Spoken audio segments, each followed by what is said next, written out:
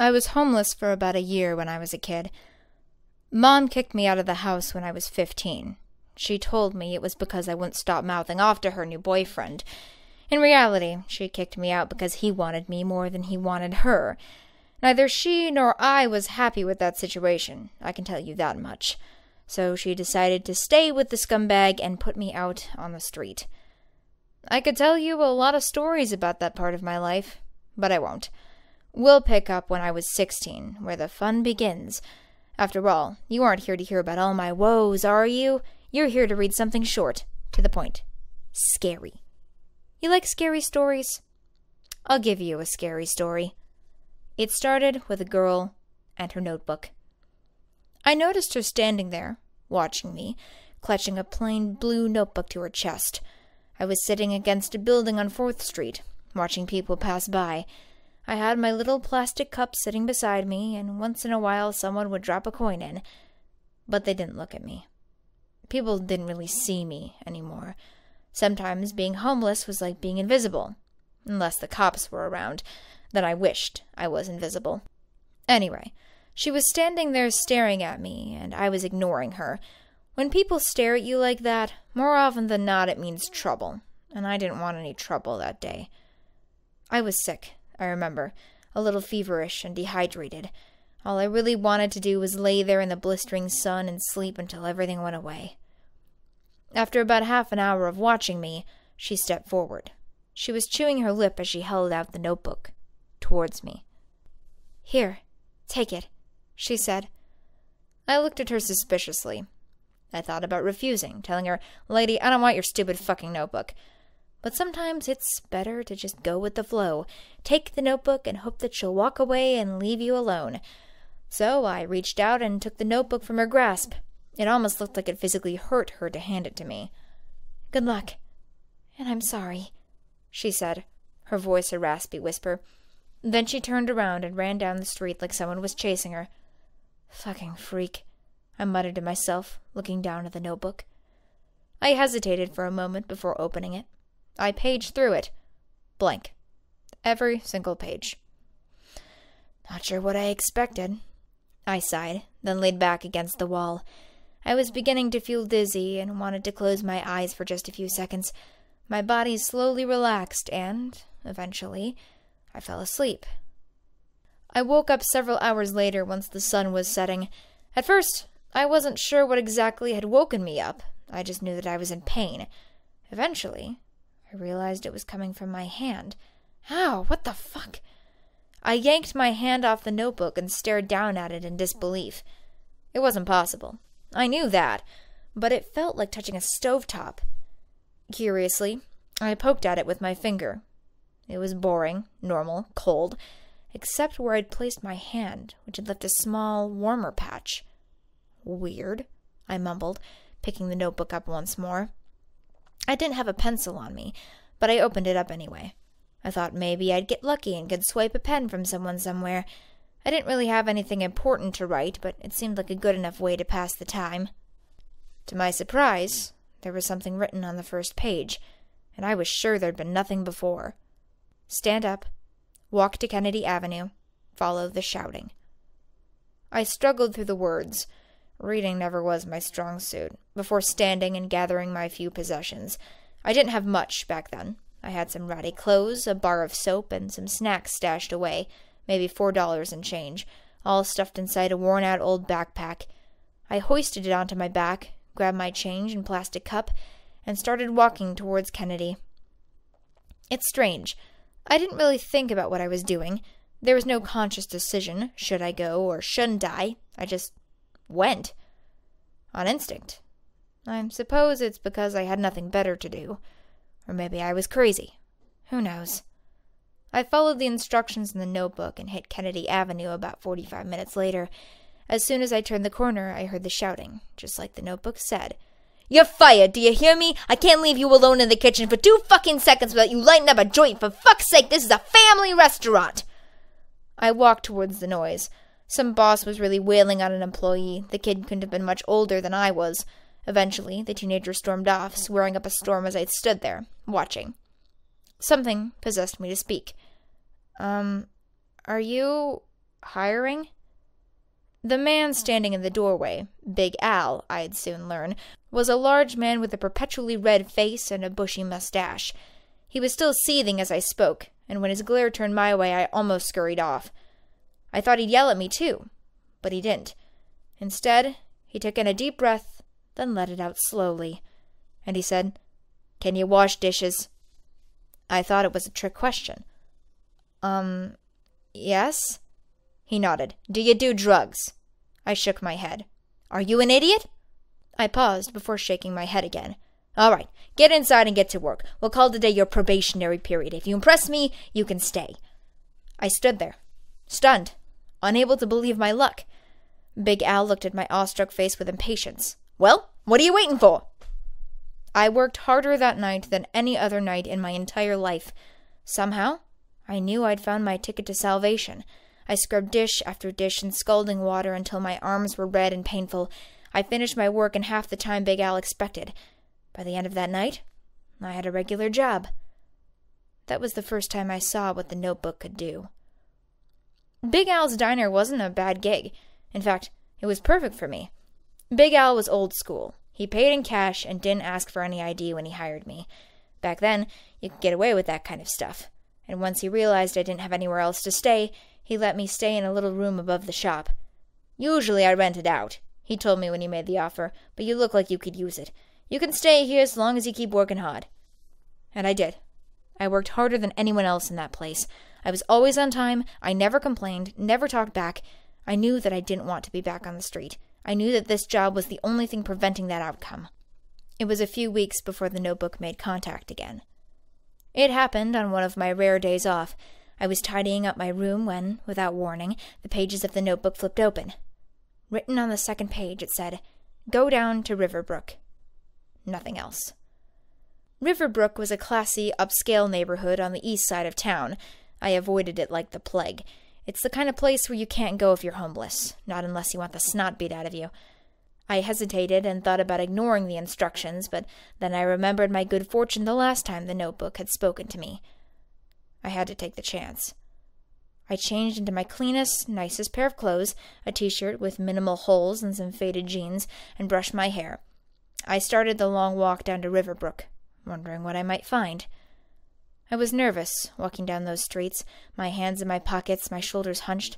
I knew I stuck out like a sore thumb. These people had money. I had next to nothing.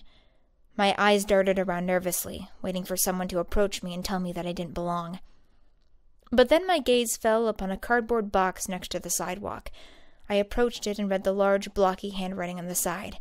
"Free to a good home." Immediately, I fell to my knees and started looking through the box. Inside it, I found clothes. All nice, gently worn clothes in my size. Just looking at them, I knew they'd fit perfectly. A few books had found their way into the box, too. And, last but not least, the Holy Grail. A Betty Crocker cookbook. My mind started to race with the possibilities. I grabbed the box and lugged it home. From that day on, I started practicing new recipes. I was determined to cook my way through the book. I had to be smart about it, save up the money to buy things I needed. Big Al helped me out a bit once he learned about my newest project. He also became my #1 taste tester. He tried just about everything I made. Soon, I was no longer the dishwasher. Big Al promoted me to chef and started teaching me the tricks of the trade. And so, my life really and truly began. I earned more and more money until Big Al practically dragged me to the bank to open up an account. I earned a tidy sum, enough that I finally had a little breathing room. Big Al and his wife, Sarah Ann, became like family to me. My life was pretty good during those years, especially with the help of that notebook. Once in a while, it would send me on a little mission, and I would always turn out the better for it. Eventually, Big Al retired and gave me the opportunity to take over the diner. He taught me how to run the business, how to do taxes, how to place orders. He taught me everything. I was 26 then, and had no idea what I was getting into. Those first few years were rocky, but they got better. By the time I was 30, the restaurant was booming, and I wasn't a scrappy little kid living on the streets anymore. I had a nice, spacious apartment just a few blocks from work. I could afford any clothes I wanted, any food. I had a TV and a little black cat named Sophie. I was finally happy. And then, it all came crashing down. One morning, I woke up to another note in my notebook. For the first time, I had no idea what it meant. Forgive her. I tried to puzzle it out all morning before giving up. I figured that the mystery would unravel in its own time. I resolved not to worry about it as I headed to work that morning. By the time evening rolled around, I'd just about forgotten the mysterious note. It didn't come back to me until I saw her sitting at the table in the far end of the restaurant, next to the window. I hadn't seen her in a decade. She looked nothing like she once had, but I knew her anyway, the moment I laid eyes on her. Mom. So many emotions surged up to choke me at that moment. Rage, anger, pain, anguish, loneliness. I didn't know which one to give vent to first. I opted for none of the above and approached her table with a carefully blank face. What are you doing here? Those were the first words I spoke to her. She was looking up at me with this strange look on her face. If I hadn't been so blinded by my own angst, I might have seen that it was pride. Emily, you... Look at you. She smiled at me, and I felt a little sick. Cut it out. Why are you here? Her smile fell a bit, then turned sad. I know that you have no reason to listen to me, or to care about what I say, but, well, I need help. I didn't know where else to go. She paused for a moment, looking lost, and then gathered herself once more. And I wanted to say that I'm sorry. What I did to you was inexcusable. Do you think you can ever find it in yourself to forgive me? That's when I understood the note from that morning. I stared at the woman who had abandoned me for her pedophile of a boyfriend, the woman who hadn't given me the time of day when I was her daughter, her only living family. My choice was easy and instantaneous. Go to hell, I said, and then I simply turned and walked out of the door. I went back to my apartment for the night, feeling unsettled and upset. Seeing your neglectful mother after years of no contact will do that to a person. As soon as I walked in the door, I saw the notebook. The entire page was full of writing. Help her, help her, help her, help her, help her, help her. I shook my head in disbelief. Then I slammed the notebook shut. I glared at the offending object until tears blinded my vision and I began to sob. Why now? Why had she come back? And the one thing that I'd trusted all these years, the one thing that I had known wouldn't steer me wrong, why would it tell me to forgive her? I had a terrible sense of betrayal deep in the pit of my stomach. I barely slept that night. I called my top manager the next morning to let her know I'd be taking a few days off. She didn't question me. I almost never took days off, so she knew whatever had happened was serious. I trusted her with my life, so leaving the restaurant in her hands for a few days wasn't a big deal for me. It was 3 days later when I walked into the restaurant again, somewhat more composed, but still shaken, still hurt. There was a letter waiting for me.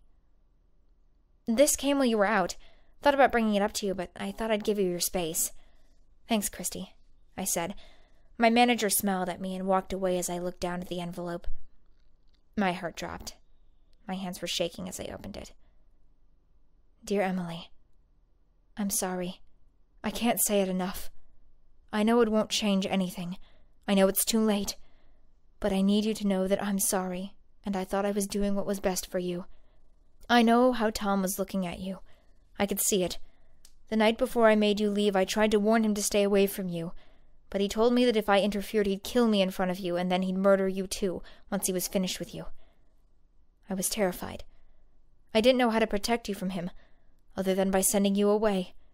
I prayed to God that if you ran, he wouldn't find you, that you'd be okay, that I could distract him long enough for you to get away.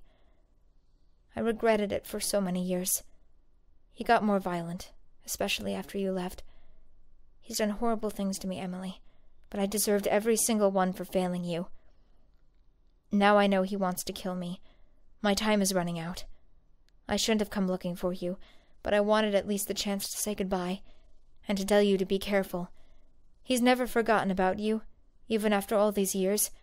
He bought a gun last Thursday. I know he plans to use it on me. My punishment for leaving him. I'm sorry that this doesn't make much sense. I want you to know that I am so proud of you. I love you so, so much.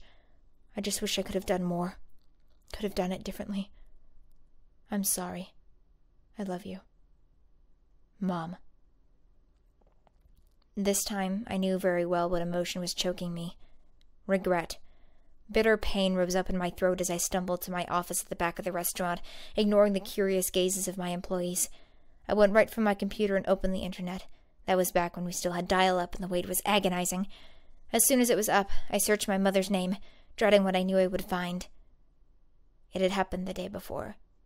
She'd been found on a street downtown, bullet holes riddled in her body. The news report mentioned no suspects. She was gone. It was too late. All the words I'd wanted to say to her, the hateful ones and the hurtful ones and the loving ones and the desperate ones, they were useless now. None of them could reach her, not where she'd gone. Now I was truly alone. I sobbed there in my office, knowing that I'd made an unforgivable mistake. If I hadn't been so stupid, if I just listened. Suddenly, a mad thought seized me. I could go back to my apartment, I could look at my notebook, and it would fix everything. It had fixed my life before, I could fix it again. I ran out of the restaurant like lightning. I was at my apartment in 5 minutes flat.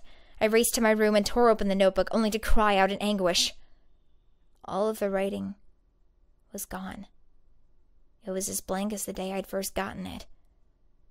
The walls of my apartment, though, they had changed. Written on the walls in red ink, over and over again, was the phrase, "You should have helped her." Those words hurt the most, because I knew they were true. That was 25 years ago, and I'd like to say that my life went on, but it never did. I've been stuck in that moment perpetually, and I know I'll never leave it. The words have covered my apartment walls. They're a smear of red ink now, as though the walls were painted red to begin with. Sometimes the words appear in new places. Once they were written in the bathroom sink at the restaurant. Another time I woke up with the words, "Your fault," scrawled all over my skin 100 times over. I don't know who writes it. I don't know if it's my mother, or if it's whatever was inside that notebook. I know now that it will never stop. I don't want it to. I deserve the constant reminder of what I've done. The notebook still sits on my bedside table. A tiny part of me has never given up hope that it will open once more and tell me how to go back in time before my world was broken. Some things can never be fixed. Yesterday, I saw him on the street. Tom. He was standing there across from the restaurant, watching me. He was only there for a split second. When I turned back, my heart thumping hard in my chest, he disappeared. He's come for me at last. I have waited for the past few years, watching, wondering, knowing that he would be coming for me sooner or later. When I went home that night, the notebook was open. It had one word scrawled on the last page. Die. Yes. I think I will.